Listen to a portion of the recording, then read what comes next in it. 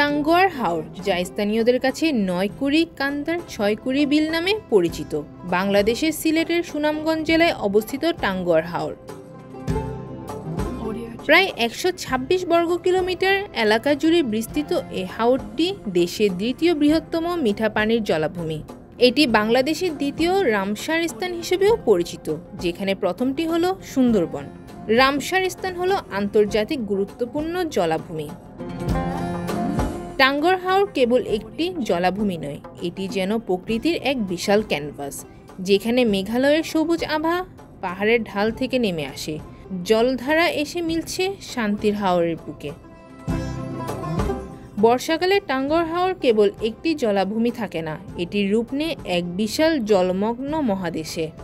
শুধু সুন্দর বলাটা যেন তার প্রতি অবিচার, কারণ বর্ষায় হাওরের সৌন্দর্য কেবল দৃশ্যমান নয়, এটি এক ধরনের অদ্ভুত শান্তি।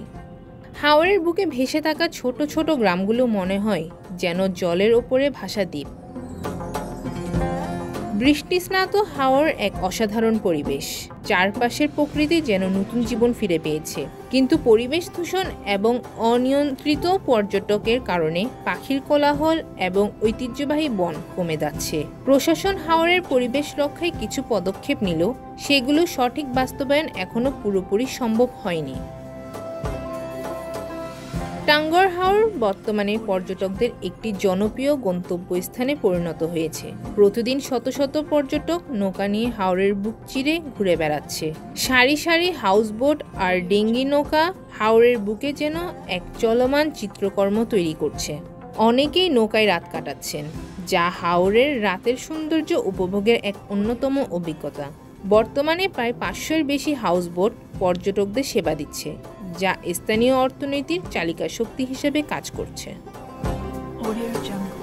টাঙ্গুয়ার হাওর যেন প্রকৃতির নিঃশব্দ এক কবিতা, জলে, মেঘে আর আলোর ছোঁয়ায় খেলা লেখা। একবার যাওয়া মানে তার রূপ ও স্নিগ্ধতা মন জুড়ে রয়ে যাওয়া। তাই তো বারবার ফিরে আসার টান তৈরি হয় এই জলের দেশে। News desk, news today.